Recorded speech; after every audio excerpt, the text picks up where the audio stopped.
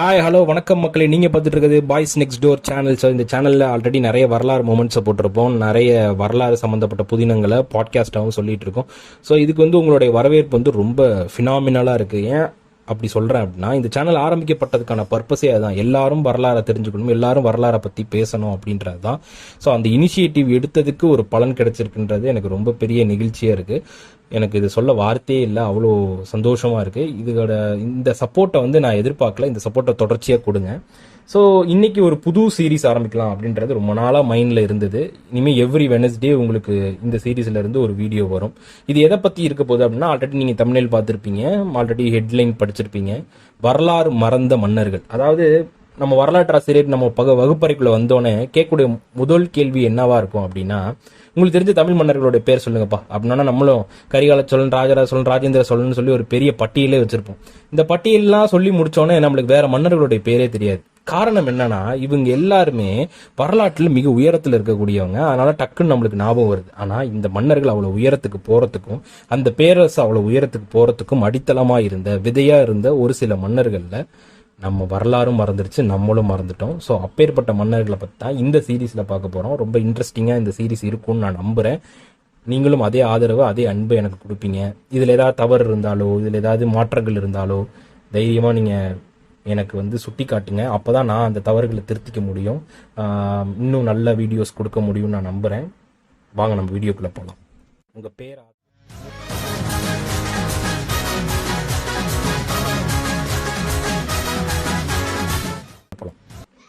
நம்ம எல்லாருமே ஒரு பேரரசை கட்டிய மன்னரை பத்தி தான் கேள்விப்பட்டிருப்போம் இல்லையா? காரணம் என்ன, அந்த பேரரசு அவ்வளவு தூரம் பெருசா வந்துச்சு, அதனால அந்த மன்னர் தான் காரணம் அப்படின்லாம் இல்லை. ஆனா ஒரு பேரரசை உருவாக்குறதுக்கு எவ்வளவு அடித்தளம் ரொம்ப முக்கியம். எப்படி ஒரு கோயிலையோ இல்லை ஒரு வீட்டையோ கட்டுறதுக்கு பேஸ்மெண்ட் எவ்வளவு ரொம்ப முக்கியமோ, அந்த மாதிரியான பேஸ்மெண்ட்ல இருந்த முக்கியமான மன்னர்களை நம்ம மறந்துடுறோம். ஒரு மகன் ஒரு மிகப்பெரிய பேரரசோட வரலாற்றை மாட்டினான். ஆனா அந்த மகனுடைய தந்தை யார் தெரியுமா? யாருக்கும் தெரியாது. முதல்ல மகன் யாருன்னு சொல்லுன்னு கேக்குறீங்களா? அந்த மகன் வேற யாரும் இல்லை, கரிகால சோழன். அந்த மகனை உருவாக்கிய மன்னன்னா நம்ம இளஞ்சேட் சென்னி. பெரிய புத்தகங்கள்ல இந்த அரசனுடைய பேரும் இந்த அரசனுடைய வாழ்க்கை முறையும் வரலாறும் பெரிய லெவல்ல சொல்லப்படல. ஆனா அவன் பேர் மட்டும் பல சங்ககால இலக்கியங்கள்ல ஒழிச்சுக்கிட்டே இருந்திருக்கு. அந்த பேரு தான் இளஞ்சேடி சென்னி. இது சங்க காலம்னு வச்சுக்கோங்களேன். சங்க காலத்துல கிபி 2ஆம் நூற்றாண்டு முதல் கிபி 1ஆம் நூற்றாண்டு வரை சங்க காலம்னு சொல்றாங்க. தமிழகம் 3 பெரிய சக்திகளால ஆட்சி செய்யப்பட்டது. அப்போ சேரர், சோழர், பாண்டியர். இந்த காலத்தை பத்தி நமக்கு தெரிஞ்ச முக்கியமான ஆதாரங்கள் எங்கே கிடைக்கும்? புறநானூறுலையும் அகநானூறுலையும். இங்க சங்க இலக்கியங்கள்ல சோழ மன்னர்கள் பல குறிப்புகளை வச்சிருக்காங்க.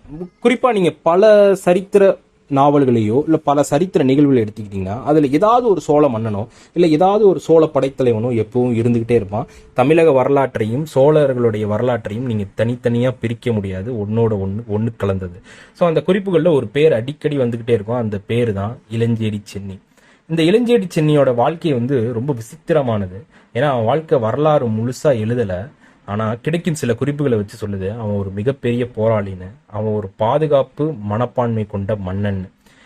குறிப்பா இந்த மேக்சிமம் ஆஃப் போர்கள், அதாவது பெரும்பாலான போர்கள் தமிழகத்துல நடந்தது இந்த காவேரி கரையை ஒட்டியே நடந்திருக்கும். காரணம் என்னன்னா, சோழ நாடு காவேரி நதி ஓடிய வளமான நிலம்.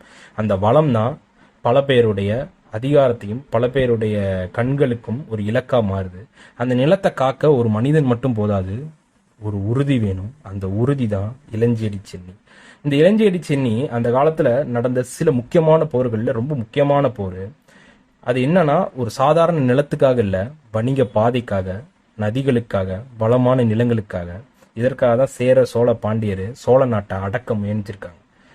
அப்பெல்லாம் காவேரி நதியை கட்டுப்படுத்தும் அரசன் தமிழகத்தை மிகப்பெரிய சக்தியா மாறுவான் அப்படின்றது அவங்க 3 பேருக்கும் தெரிஞ்சிருக்கு. அதனாலதான் சோழ நாட்டின் எல்லைகளை எப்போதுமே அமைதியாகவே இல்லை.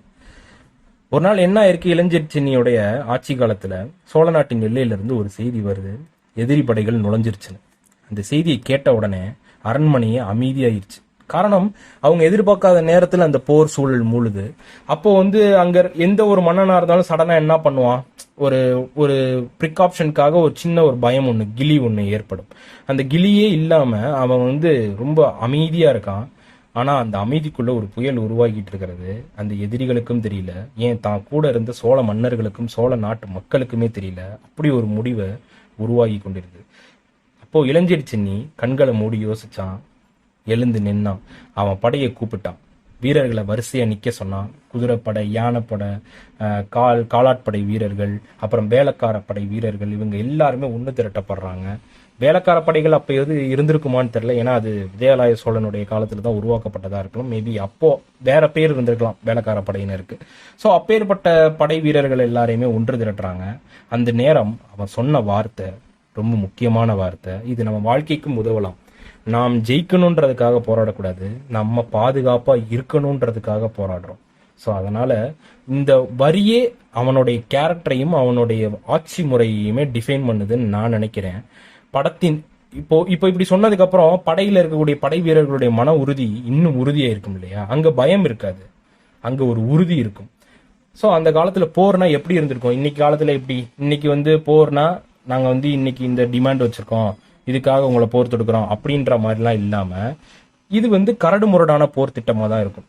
இன்று போல திட்டம் யுத்தம் மாதிரி இருக்காது. வாள், ஈட்டி, கவசம் எல்லாத்தையும் முகாமுகி மோதலா தான் இருக்கும். இந்த மோதல் எப்ப ஆரம்பிக்குதுன்னா இரவு நேரத்துல ஆரம்பிக்குது. நல்ல நடுநிசி நேரத்துல இரவுல இந்த போர் ஆரம்பிக்குது. குறிப்பா சொல்லுவாங்கல்ல, சூரிய உதயத்துக்கு அப்போ போர் தொடங்கணும், சூரிய அஸ்தமனத்தப்போ போர் முடிஞ்சிடணும் அப்படின்னு சாஸ்திரம் சொல்லுது. ஆனா அவங்க அதான் சொன்னேன், இது மற்ற போர்கள் மாதிரி இல்லாம கரடு முரடான போரா தான் இருந்திருக்கு. இரவு நேரத்துல இந்த போர் நடந்திருக்கு. போர் ஆரம்பிச்சது, வாள் மோதுற சத்தம் டனார் டனார்னு எல்லா திசையிலும் நார்த் திசையிலும் கேட்குது. இதை கேட்கிறப்போ அந்த ஊர்ல இருந்திருப்பாங்கல்ல சோழ மக்கள், அவங்களுடைய காதுகள்ல இது பேரு இடியா விழுகுது. காரணம், அவங்களுடைய அமைதியான வாழ்க்கை முறை இது குலைக்குது இல்லையா? ஸோ அந்த வாள்கள் மோதுற சத்தம், மண்ணில் விழும் வீரர்களுடைய அழுகுரல், கூக்குரல், அதெல்லாம் கேட்கும்போது மக்கள் ரொம்ப அப்படியே பயந்து போறாங்க. அந்த குழப்பத்துல ஒரு மனிதன் மட்டும் தெளிவா இருந்தான், இளஞ்செடி சென்னி. அவன் ஒவ்வொரு அடியும் ஒரு நாட்டின் எதிர்காலத்துக்காக இருந்தது. தன்னையே கொடுத்து அந்த நாட்டை காப்பாற்றணும்னு அவன் நினைக்கிறான். ஆனா வரலாறு எல்லா விஷயங்களையும் சொல்லாது. இது மாதிரி முக்கியமான மன்னர்களோட வரலாறை கண்டிப்பா சொல்லாது. இவரை பற்றி முழுமையான தகவல் நமக்கு சுத்தமா கிடைக்கல. ஆனா சங்க இலக்கியங்கள்ல வர குறிப்புகள்ல ஒரு விஷயத்தை நமக்கு சொல்றது என்னன்னா, அவன் ஒரு சாதாரண மன்னன் இல்லைன்றது மட்டும், அவன் ஒரு அடித்தளம்ன்றதையும் நமக்கு எடுத்துக்காட்டா சொல்லிட்டு போயிருக்கு. அந்த அடித்தளம் ஒரு பெரிய வரலாற்றை உருவாக்கியிருக்கு. என்னப்பா சொல்ற அப்படின்னா, இளஞ்செடி சென்னியோட ஒரே மகன் ஒரு மகனை விட்டு சென்றான். அந்த மகன் தங்க மகன், வீர மகன். அவன் வேற யாரும் இல்லை, சோழ வரலாற்றையே மாற்றிய, சோழ வரலாற்றிலே மிக முக்கியமான, சோழ வரலாற்றுடைய மற்ற மன்னர்களுக்கு குல விளக்கா இருந்த கரிகால பெருவளத்தான். அந்த கரிகால பெருவளத்தானுடைய தந்தை தான் இளஞ்செடி சென்னி. ஒரு தந்தை ஒரு மகனுக்கு சிங்காதனத்தை மட்டும் கொடுத்துட்டு போயிடக்கூடாது, அந்த சிங்காதனத்தை ஆள்றதுக்கான ஆளுமை திறனையும் அறிவையும் கொடுக்கணும்னு நான் நினைக்கிறேன். அப்பேற்பட்ட நீங்க யோசிச்சு பாருங்களேன், ஒரு மாணவனுடைய செயல்திறனும் ஒரு மாணவனுடைய ஆற்றலும் ஒரு குருவினுடைய ஆற்றல்ல பிரதிபலிக்கிறதா தானே இருக்கும் இல்லையா? எப்படி குரு துரோணாச்சாரியாருடைய வழிகாட்டுதல் தான் அர்ஜுனனை பெருசாக்குச்சு, இயக்கலைவனையும் பெருசாக்குச்சு. ஸோ கர்ணனுடைய பிரதிபலிப்பு பரசுராமருடைய பரசுராமர் குருவா இருந்து சொல்லி கொடுத்ததனுடைய பிரதிபலிப்பா தானே வெளியில் வந்தது. அந்த மாதிரி தந்தையினுடைய சிங்காதனம் மட்டும் இல்லாம தந்தையினுடைய சிந்தனையும் கரிகால சோழன்ல இருந்ததுனாலதான் கரிகால சோழன் மிகப்பெரிய மன்னனானான். அப்போ கரிகால சோழனை உருவாக்குன இளஞ்செடி சென்னி எவ்வளவு பெரிய வீரமான மன்னனா இருந்திருப்பாரு. ஒரு தீ கொடுத்தான், அந்த தீயை அவன் மனசுல மட்டும் இல்ல சிந்தையிலையும் ஏற்றி வச்சான். அந்த தீ தான் தமிழக வரலாற்றை மாற்ற போகுது.